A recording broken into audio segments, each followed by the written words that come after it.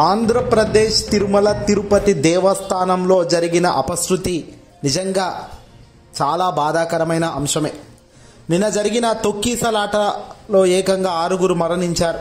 చాలామంది ఇంకా చికిత్స పొందుతున్నారు. వైకుంఠ ద్వార దర్శన కేంద్రాల వద్ద జరిగిన ఈ తొక్కీసలాటల వెనకాల సంచలన నిజాలు కూడా ఇప్పుడు వెలుగులోకి వస్తున్నాయి. ఎందుకంటే విషయాలు ఒక్కొక్కటిగా వెలుగులోకి వస్తుంటే నిజంగా ఇక్కడ జరిగింది ఎందుకు, తప్పేంటి అనేది కూడా బయటపడుతూనే ఉంది. ఒకవైపు తప్పు జరిగిపోయింది అంటూ ఏకంగా టీటీడీ చైర్మన్ బాధ్యతారహితంగా ఒక ప్రకటన ఇవ్వగా, మరోవైపు భక్తులను నియంత్రించాల్సిన పోలీస్ వ్యవస్థ, పోలీస్ యంత్రాంగం కూడా ఇక్కడ చాలా తీవ్ర స్థాయిలోనే విమర్శలకు పాల్పడుతున్నారు. వాళ్ళు చేసిన తప్పులు కొన్ని ఉన్నాయి కాబట్టి, ఆ తప్పులు ప్రజలు గుర్తించారు కాబట్టి, ఆ తప్పులు చేయకపోతే గనక ఈ స్థాయిలో నష్టం వచ్చి ఉండేది కాదు కదరా బాబు అంటూ ప్రజలు మొత్తుకుంటున్న తరుణంలో వినిపిస్తున్న మాటలు ఇవన్నీ కూడా. నిజంగా ఎవరి వల్ల తప్పు జరిగింది, దీనిపై దాదాపు స్పష్టతనైతే వచ్చేస్తుంది. టీటీడీ విజిలెన్స్, జిల్లా పోలీసులకు సమన్వయం లేకపోవడంతోనే ఈ తొక్కిసలాట జరిగినట్లుగా స్పష్టంగా తెలుస్తోంది. కమ్యూనికేషన్ పర్పస్లో ఫెయిల్ అయిపోయినట్టుగా తెలుస్తుంది. ఒక టీం అనేది ఎప్పుడు కూడా క్రమశిక్షణగా కమ్యూనికేషన్లో పర్ఫెక్ట్గా ఉండగలిగినప్పుడే ఎంత జనాభా వస్తారో, వాళ్ళని క్రౌడ్ మేనేజ్మెంట్ పద్ధతి ఏంటి అనేది తెలిసి ఉండాలి. బహుశా టీటీడీకి సంబంధించిన ప్రస్తుతం ఉన్న ఈవోలు కానీ, ఈ కొత్త హెచ్ఓడీలు కానీ, అలాగే అందరూ కూడా ఎలాంటి ఎక్స్పీరియన్స్, అవగాహన లేని వ్యక్తులే ఉండటం కూడా ఇక్కడ కారణంగా తెలుస్తుంది. భక్తులను మేనేజ్ చేయడంలో ఘోరంగా విఫలమైనందుకు పోలీసులు కూడా ఇప్పుడు ఇక్కడ బాధ్యత రహితంగా లేరు కాబట్టి బాధ్యత వాళ్ళపైన కూడా ఉంది చేయాల్సినది. భక్తులు క్యూలలో ఉన్నప్పుడు వ్యవహరించిన తీరు కూడా విమర్శలకు దారితీస్తుంది. పశువులతో వ్యవహరించినట్లుగా భక్తులతో వ్యవహరించినట్టు ఇప్పుడు స్వయంగా సాక్షులు చెప్తున్నారు. పోలీసులు ఎందుకు అలర్ట్గా ఉండలేకపోయారనే దానికి సమాధానం దొరికింది కూడా. ఎందుకు దొరికింది అంటే, వాస్తవానికి పోలీసులు కూడా ఫుల్ బిజీ షెడ్యూల్లోనే గడిచిన కొద్ది రోజులుగా ఉన్నారు. జనవరి 6వ తేదీన, జనవరి 7, జనవరి 8వ తేదీల్లో చంద్రబాబు సొంత నియోజకవర్గం కుప్పంలో పర్యటించారు. నిన్న మధ్యాహ్నం దాకా కుప్పంలోనే చంద్రబాబు గారు ఉన్నారు.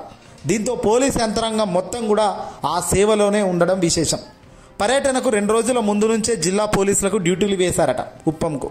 దీంతో వరుసగా 4 రోజుల పాటు చంద్రబాబు బందోబస్తు కోసం పోలీసులు అటు ఇటు కుప్పంలోనే తిరిగారు. ఇక్కడే టైం అంతా వృధా అయిందని, వైకుంఠ ఏకాదశి క్యూ లైన్లో మేనేజ్మెంట్పై ఒక్క రివ్యూ కూడా పోలీసులు జరిపించలేదు. ఎందుకు జరిపించలేదంటే, కుప్పంలో చంద్రబాబు పర్యటన ఉంది, కుప్పంలో చంద్రబాబు వస్తున్నారు, ఆ తర్వాత విశాఖపట్నంలో నరేంద్ర మోదీ గారు వస్తున్నారు సభకు. ఇక్కడ ఈ ఏర్పాట్ల మీదే దృష్టి పెట్టిన పోలీస్ యంత్రాంగం తిరుమల తిరుపతి దేవస్థానం వైకుంఠ ఏకాదశి నాడు భారీగా జనం వస్తారు, క్యూ లైన్లో ఇబ్బంది పట్టకుండా క్రమశిక్షణాబద్ధంగా ముందుకు నడిపించాలి అనేది ఎలా అనేది పూర్తిగా సరైన రివ్యూ చేయలేకపోవడం గల కారణం వల్లే ఈరోజు ఈ దుర్ఘటన జరగాల్సిన పరిస్థితి వచ్చింది. చంద్రబాబు పర్యటన మీద ఉన్న ఫోకస్ ఎస్పీకి ఇక్కడ లేదు అంటూ కూడా చాలామంది చెప్తున్నారు.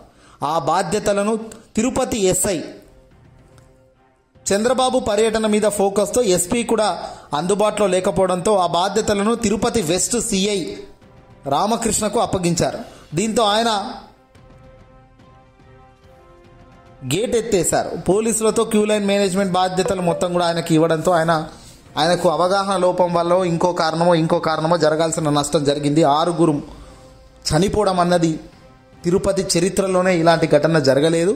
దైవ సన్నిధిలో ఇంతటి దుర్మార్గం, ఇంతటి దారుణంగా మనుషులు చనిపోవడం అంటే, అది కూడా ఆ వెంకటేశ్వర స్వామి సేవ కోసం, ఆయన చూపు కోసం, ఆయన దర్శనం కోసం వచ్చిన భక్తులు చనిపోవడం నిజంగా బాధాకరమైన విషయం. దీనిపై లోతైన విచారణ జరుగుతుందని చంద్రబాబు చెప్తున్నారు. చంద్రబాబు ఏకంగా ఆగ్రహం చెందుతూ అధికారులను హుట్ అంటూ తిట్టడం కూడా మనం చూస్తున్నాం. కానీ అంత జరిగిపోయినాక ఏది చేసినా వేస్టే కదయ్యా అంటున్నారు ఈరోజు అంతా కూడా. ఇది ప్రస్తుతం ఆంధ్రప్రదేశ్లో తిరుమల తిరుపతి దేవస్థానం ఘటన, అక్కడ జరిగిన దగ్గర తొక్కిసలాట ఘటన వెనుక ఉన్న అసలు నిజం ఇది. చంద్రబాబు పర్యటనకున్న ఫోకస్ ఇక్కడ ప్రజల మీద లేకపోవడం అనేది క్లియర్గా తెలుస్తుంది.